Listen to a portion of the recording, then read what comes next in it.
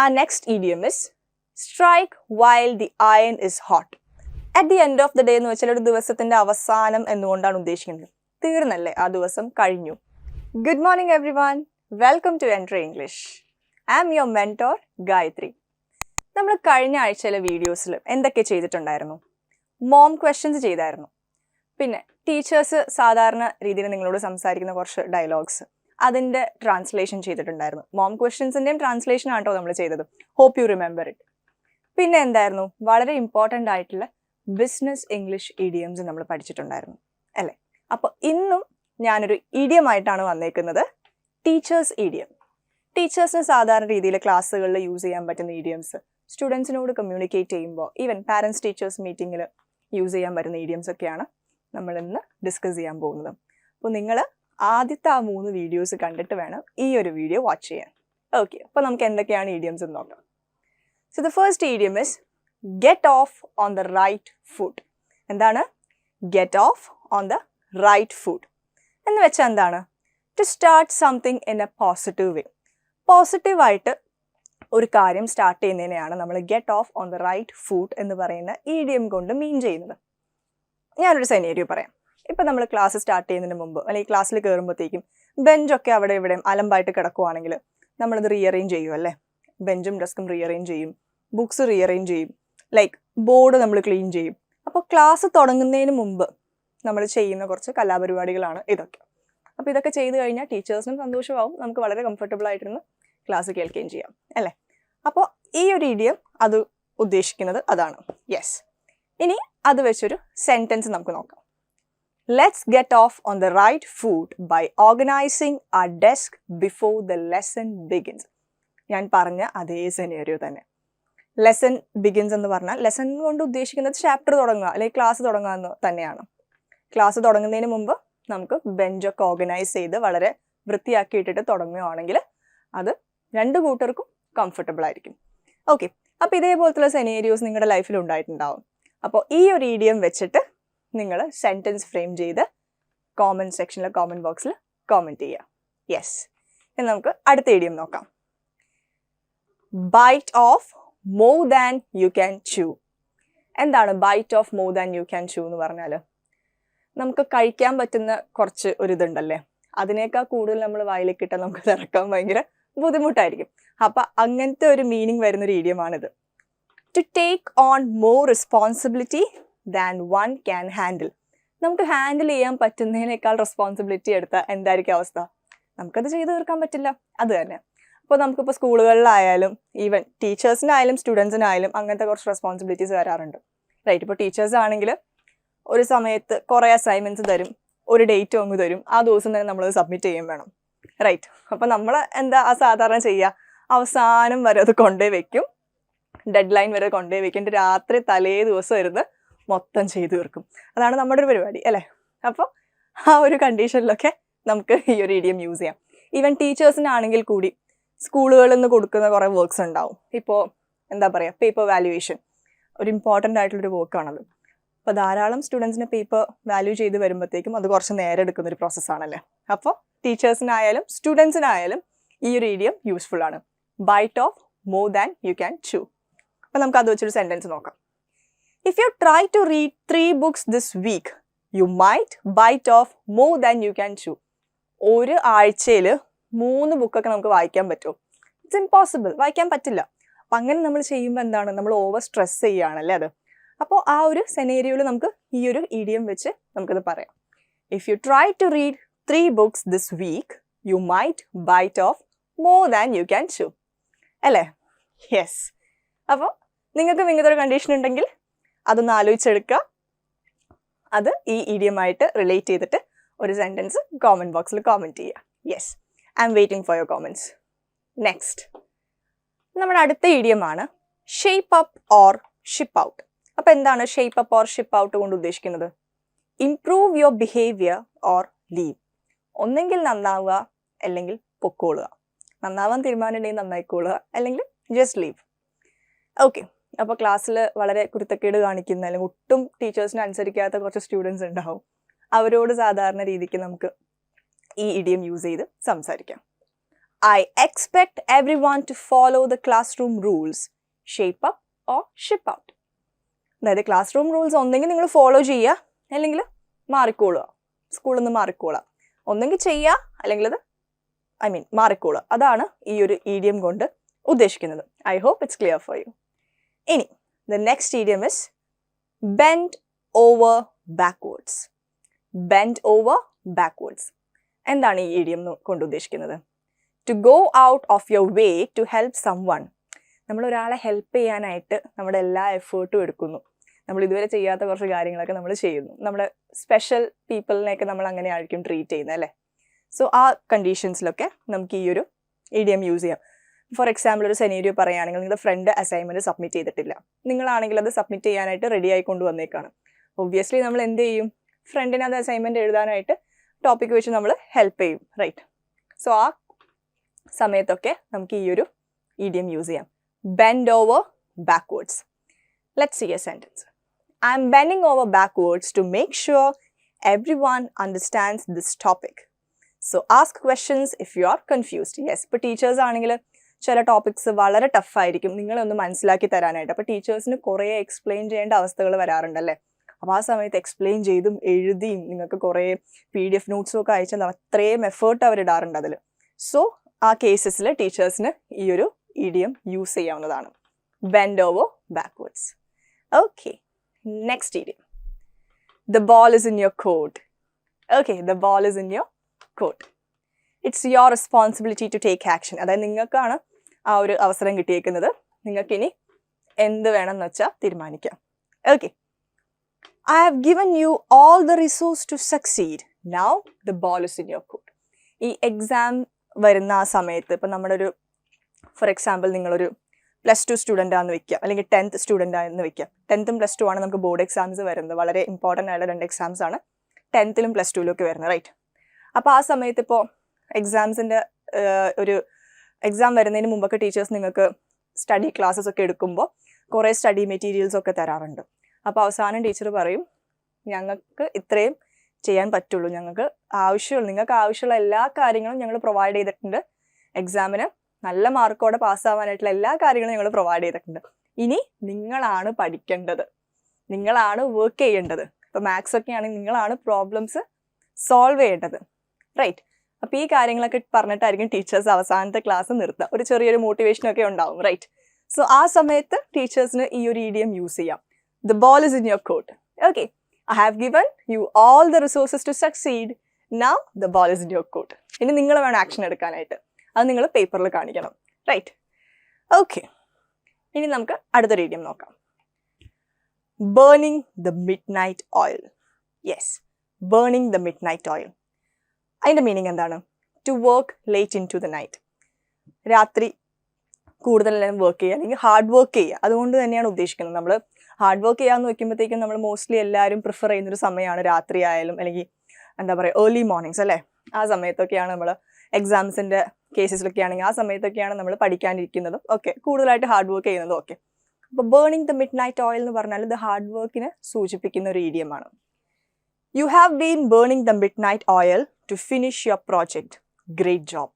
അപ്പോൾ ഇതിപ്പോൾ ഒരു കോംപ്ലിമെൻ്റ് ആയിട്ട് നമുക്ക് എടുക്കാം ഈ ഒരു സെൻറ്റൻസ്. ഓക്കെ, നീ വളരെ ഹാർഡ് വർക്ക് ചെയ്തിട്ടാണ് ആ ഒരു പ്രോജക്റ്റ് കംപ്ലീറ്റ് ചെയ്തത്, നല്ല കാര്യം, ഗ്രേറ്റ് ജോബ്. ഓക്കെ, അപ്പോൾ ഈ ക്ലാസ്സിൽ നല്ലപോലെ പഠിക്കുന്ന കുട്ടികളൊക്കെ ആണെങ്കിൽ വളരെ നല്ല രീതിയിൽ ഹാർഡ് വർക്ക് ചെയ്യുന്ന കുട്ടികളായിരിക്കും ഒബ്വിയസ്ലി. അപ്പോൾ അവരോടൊക്കെ ടീച്ചേഴ്സിനൊരു കോംപ്ലിമെൻറ്റ് പോലെ ഈ ഒരു ഇഡിയം യൂസ് ചെയ്ത് സംസാരിക്കാം, right? Okay, so next idiom.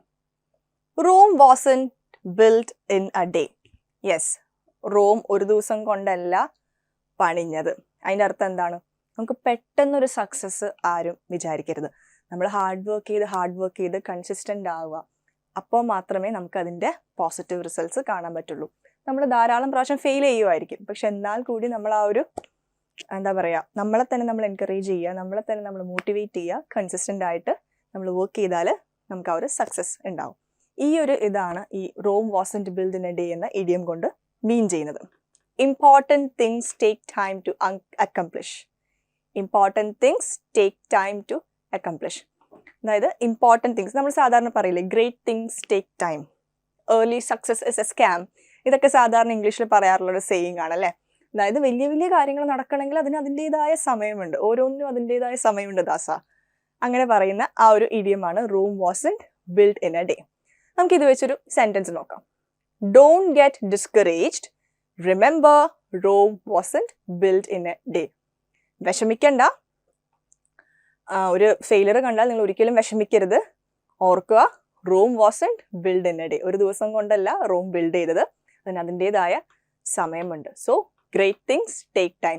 ഇപ്പം നിങ്ങൾ ഇംഗ്ലീഷ് പഠിക്കുമ്പോഴും ആദ്യം കുറച്ച് നിങ്ങൾക്ക് പ്രശ്നം ഉണ്ടാവും, ഗ്രാമാറ്റിക്കൽ ഇഷ്യൂസ് ഉണ്ടാകും, വൊക്കാബ് ഇഷ്യൂസ് ഉണ്ടാവും, പെട്ടെന്ന് നിങ്ങൾക്ക് വാക്കുകൾ കിട്ടാത്ത അവസ്ഥ ഉണ്ടാവും. ഒട്ടും ഡിസ്കറേജ്ഡ് ആവരുത്. നിങ്ങൾ കൺസിസ്റ്റൻ്റ് ആയിട്ട് പ്രാക്ടീസ് ചെയ്യുക. നമ്മൾ ചാനലിടുന്ന യൂട്യൂബ് വീഡിയോസൊക്കെ കൺസിസ്റ്റൻ്റ് ആയിട്ട് കാണുക, നോട്ട്സ് ക്രിയേറ്റ് ചെയ്യുക, അത് ഡെയിലി നിങ്ങൾ പ്രാക്ടീസ് ചെയ്യുക. ഒരു ദിവസം പ്രാക്ടീസ് ചെയ്തത് അടച്ചു വെക്കരുത്. എല്ലാ ദിവസവും നിങ്ങൾക്ക് ആ ഒരു ഇമ്പ്രൂവ്മെൻറ്റ് വേണമെങ്കിൽ നിങ്ങൾ എല്ലാ ദിവസവും അത് ഒരു ഇച്ചിരി സമയം അതിനു വേണ്ടി സ്പെൻഡ് ചെയ്യുക. എന്തായാലും നിങ്ങൾക്കൊരു ഇമ്പ്രൂവ്മെൻറ്റ് ഉണ്ടാവും. യെസ്, സോ നമ്മുടെ next idiom, a pat on the back. A pat on the back. A gesture of praise or approval. അതായത് നമ്മൾ എന്തെങ്കിലുമൊക്കെ ചെയ്ത് കഴിയുമ്പോഴത്തേക്ക് ചിലപ്പോൾ ഇങ്ങനെ പുറത്ത് തട്ടിയിട്ട് നമ്മൾ അപ്രിഷിയേറ്റ് ചെയ്യില്ല, കൊള്ളാട്ടോ എന്നും പറഞ്ഞ് അപ്രിഷിയേറ്റ് ചെയ്യില്ലേ, അത് തന്നെ a pat on the back. You all deserve a pat on the back for completing the group activity so well. നിങ്ങൾക്ക് എല്ലാവർക്കും ആ പാറ്റ് ഓൺ ദ ബാക്ക് തരേണ്ടതാണ്. എന്തുകൊണ്ട്? നിങ്ങൾ ഗ്രൂപ്പ് ആക്ടിവിറ്റി വളരെ അടിപൊളിയായിട്ട് കംപ്ലീറ്റ് ചെയ്തു. അതായത് നിങ്ങൾ നല്ലതുപോലെ ചെയ്തു എന്ന് പറയുന്നൊരു വേ ഓഫ് അപ്രിസിയേഷൻ ആണ് pat on the back. Yes, next idiom, reach for the stars. Okay, reach for the stars, നക്ഷത്രങ്ങളിലേക്ക് എത്തുക എന്ന് വെച്ചാൽ എന്താണ്? എയിം ഹൈ, അത്രയും ഇതായിട്ട് നമ്മൾ എയിം ചെയ്യുക എന്നാണ് അതിൻ്റെ ഉദ്ദേശം.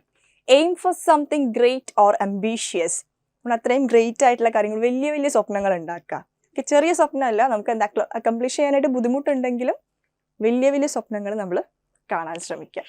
Aim for something great or ambitious. I believe in you, reach for the stars and achieve your dreams. Okay, ഞാൻ നിങ്ങളിൽ വിശ്വസിക്കുന്നു. യെസ്, ഞാൻ നിങ്ങളിൽ വിശ്വസിക്കുന്നു. Reach for the stars and achieve your dreams.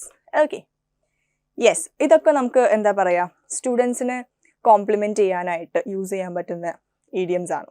PAT on the back ആയാലും നമ്മുടെ reach for the stars ആയാലും അല്ലേ.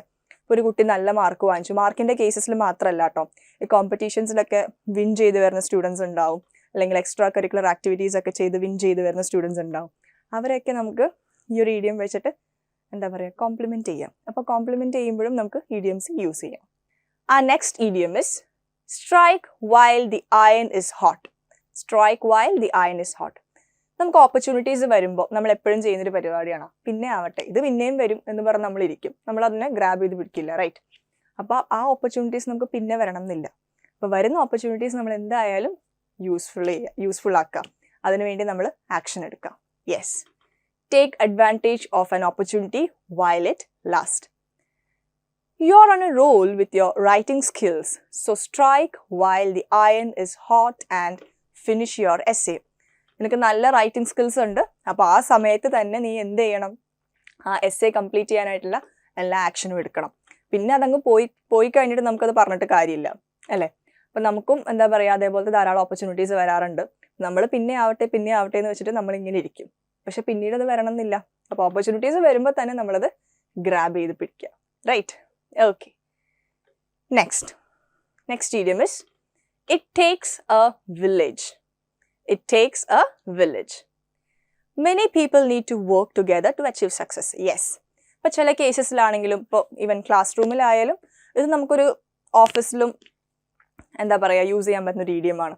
ഇപ്പോൾ ചില പ്രോജക്ട്സിലൊക്കെ ആണെങ്കിലും, വലിയ ഒരു പ്രോജക്റ്റ് ഒക്കെ ആണെങ്കിലും ഒരു ടീം തന്നെ വേണ്ടി വരും അതിന് വർക്ക് ചെയ്യാനായിട്ട്. ഇപ്പോൾ ക്ലാസ് റൂമിലായാലും എന്തെങ്കിലും ഒരു പരിപാടി വരുവാണെങ്കിൽ ഒരാളെ കൊണ്ട് എല്ലാം നടക്കുമോ? ഇല്ല. There should be a good team to work for it, right? അപ്പോൾ ആ കേസസിൽ നമുക്ക് ഈ ഒരു ഇഡിയം യൂസ് ചെയ്യാം. Raising a successful student takes a village. അതെ, ഒരു സക്സസ്ഫുൾ ആയിട്ടുള്ള ഒരു സ്റ്റുഡൻറ്റിനെ റേസ് ചെയ്യാനായിട്ട് ഒരു ടീച്ചർ മാത്രം മതിയോ? ഇല്ല. സപ്പോർട്ടീവ് ആയിട്ടുള്ള പേരൻസ് വേണം, സപ്പോർട്ടീവ് ആയിട്ടുള്ള ഫ്രണ്ട്സ് ഗ്രൂപ്പ് വേണം, പല കണക്ഷൻസ് ആ കുട്ടിക്ക് ഉണ്ടാവും. ആ കുട്ടി അത്രയും സക്സസ്ഫുൾ ആവണമെങ്കിൽ ആ കുട്ടിക്ക് പല നല്ല കണക്ഷൻസ് ഉണ്ടാവും. അപ്പോൾ ഇവരെല്ലാം ഒരു ടീമായിട്ട് വർക്ക് ചെയ്യുമ്പോഴാണ് ആ ഒരു കുട്ടി സക്സസ്ഫുൾ ആവുക, അല്ലെങ്കിൽ നല്ലൊരു സ്റ്റുഡൻ്റ് ആവുക, അല്ലെങ്കിൽ നല്ലൊരു ജോലി, നല്ലൊരു സ്ഥലത്ത് എത്തുക, റൈറ്റ്? അപ്പോൾ ഇറ്റ് ടേക്സ് എ വില്ലേജ് എന്ന് വെച്ചാൽ ഒരു കാര്യത്തിന് വേണ്ടിയിട്ട് കുറേ ആൾക്കാർ പ്രവർത്തിക്കുന്നു. അതിനെയാണ് നമ്മൾ ഈ ഒരു ഇഡിയം കൊണ്ട് ഉദ്ദേശിക്കുന്നത്. ഇപ്പോൾ സ്കൂളുകളിലൊക്കെ ആണെങ്കിൽ ഒരു വലിയൊരു പ്രോഗ്രാം, സ്കൂളിൽ വരുന്ന വലിയൊരു പ്രോഗ്രാമാണ് ആനുവൽ ഡേ അല്ലേ? ആനുവൽ ഡേ ഒക്കെ നടക്കുമ്പോഴത്തേക്ക് അതിൻ്റെ പുറകിൽ എന്തോ ഒരു ഹാർഡ് വർക്ക് ഉണ്ടാവും. അത് ഒരാളെ കൊണ്ട് മാത്രം, സ്കൂളിലെ പ്രിൻസിപ്പളിനെ കൊണ്ട് മാത്രം ഒക്കുന്നതാണോ? ടീച്ചേഴ്സ് ഉണ്ടാവും, സ്റ്റുഡൻസ് ഉണ്ടാവും, ഈവൻ അവരുടെ പേരൻസ് ഉണ്ടാവും, അല്ലെ? പാരൻസും വരാറുണ്ട് ധാരാളം ഹെൽപ്പിനും കാര്യങ്ങൾക്കും. അപ്പോൾ ആ ഒരു സമയത്ത് നമുക്ക് ഈ ഒരു ഇഡിയം യൂസ് ചെയ്യാം. So next idiom is at the end of the day. At the end of the day എന്ന് വെച്ചാൽ ഒരു ദിവസത്തിന്റെ അവസാനം എന്നുകൊണ്ടാണ് ഉദ്ദേശിക്കുന്നത്. തീർന്നല്ലേ, ആ ദിവസം കഴിഞ്ഞു. അൾട്ടിമേറ്റ്ലി ഓർ ഇൻ കൺക്ലൂഷൻ എന്നൊക്കെ നമുക്ക് പറയാം, കൺക്ലൂഷനായി. Okay, so at the end of the day we all want what's best for our child. എന്തൊക്കെയാണെങ്കിലും നമുക്ക് നമ്മുടെ കുട്ടിക്ക് എന്താണോ ബെസ്റ്റ് അതാണ് ദിവസം അവസാനം ആകുമ്പോൾ നമുക്ക് വേണ്ടത്. ദിവസം അവസാനം എന്ന് ഉദ്ദേശിക്കുന്നത് ആ ഒരു ദിവസം കഴിയുന്നു. അപ്പോൾ അന്ന് രാവിലെ നടന്ന എന്തൊക്കെയാണെങ്കിലും നമ്മളെല്ലാം ആ കുട്ടിയുടെ നല്ലതിന് വേണ്ടിയാണ് ചെയ്യുന്നത്. ചിലപ്പോൾ ശകാരിക്കുന്നുണ്ടാകും, അല്ലെങ്കിൽ എന്താ പറയുക, പഠിക്കാനായിട്ട് നിർബന്ധിക്കുന്നുണ്ടാവും. അതെല്ലാം എന്തുകൊണ്ടാണ്? ആ കുട്ടിയുടെ നല്ലതിന് വേണ്ടി മാത്രമാണ്. ഓക്കെ, അപ്പോൾ at the end of the day എന്ന് വെച്ചാൽ ultimately or in conclusion, conclusion ആയിട്ട് പറയുന്ന ഒരു ഇതാണ്. അൾട്ടിമേറ്റ്ലി എന്തൊക്കെ ആയാലും ഇങ്ങനെയാണ് നമുക്കത് വേണ്ടത്. ഓക്കെ, അപ്പോൾ അതാണ് ആ ഒരു ഇഡിയം കൊണ്ട് ഉദ്ദേശിക്കുന്നത്. Next idiom is a tough nut to crack. എന്താണ് a tough nut to crack എന്ന് വെച്ചാൽ? Something difficult to understand or solve. നമുക്ക് മനസ്സിലാക്കാൻ ബുദ്ധിമുട്ട് അല്ലെങ്കിൽ സോൾവ് ചെയ്യാൻ ബുദ്ധിമുട്ട്, ഇതിനൊക്കെയാണ് a tough nut to crack എന്നുകൊണ്ട് ഉദ്ദേശിക്കുന്നത്. ഇപ്പം നമുക്ക് മനസ്സിലാക്കാൻ ബുദ്ധിമുട്ടുള്ള കുറച്ച് സബ്ജക്ട്സ് ഉണ്ടാവും. ഇപ്പോൾ മോസ്റ്റ്ലി എല്ലാവർക്കും എന്താ പറയുക, ലാംഗ്വേജ് ബേസിസിലാണെങ്കിൽ ഇംഗ്ലീഷ് ലാംഗ്വേജ് ഒരു കുറച്ച് ടഫായിട്ടാണ് എല്ലാവരും പറയാറ് അല്ലേ? So a tough nut to crack എന്ന രീതിയിൽ നമുക്കത് പറയാം. This concept might seem like a tough nut to crack but we'll break it down together. അതെ, ഇംഗ്ലീഷ് കുറച്ച് ടഫ് ആണെങ്കിലും we'll break it down together. അപ്പോൾ ഈ ഒരു കോൺസെപ്റ്റ് കുറച്ച് ടഫ് ആണെങ്കിൽ നമുക്കത് എന്ത് ചെയ്യാം? ബ്രേക്ക് ഡൗൺ ചെയ്യാം. ബ്രേക്ക് ഡൗൺ എന്ന് വെച്ചാൽ ഓരോ കാര്യങ്ങളും അനലൈസ് ചെയ്ത് നമുക്ക് പഠിച്ച് പോരാം. ചെറുതിൽ നിന്ന് നമുക്ക് തുടങ്ങി പഠിച്ച് പോരാം. Okay, a tough nut to crack, something difficult to understand or solve.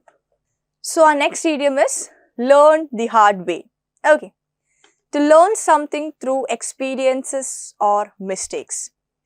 എക്സ്പീരിയൻസിലൂടെയും മിസ്റ്റേക്സിലൂടെയും പഠിക്കുക, അതാണ് ഈ ഒരു ഇഡിയം കൊണ്ട് നമ്മൾ ഉദ്ദേശിക്കുന്നത്. ഇംഗ്ലീഷ് ആദ്യം പഠിക്കുമ്പോഴത്തേക്കും നിങ്ങൾ ധാരാളം മിസ്റ്റേക്സ് ക്രിയേറ്റ് ചെയ്യുന്ന ആൾക്കാരാണ്.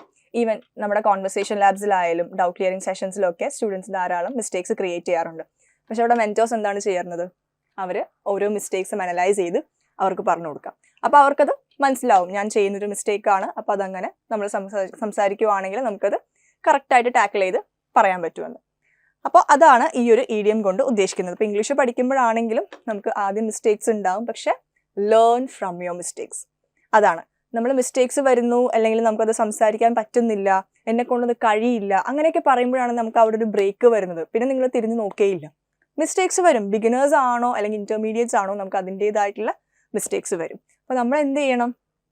അത് മനസ്സിലാക്കുക. എവിടെയാണ് മിസ്റ്റേക്സ് വരുന്നത്? ഗ്രാമറിലാണോ, അല്ലെങ്കിൽ നമ്മൾ ഫ്ലുവൻസിയിലാണോ, നമ്മൾ പ്രൊനൗൺസ് ചെയ്യുമ്പോഴാണോ, ഏതിലാണ് നമുക്ക് മിസ്റ്റേക്സ് വരുന്നതെന്ന് നമ്മളത് മനസ്സിലാക്കിയിട്ട് എന്ത് ചെയ്യണം?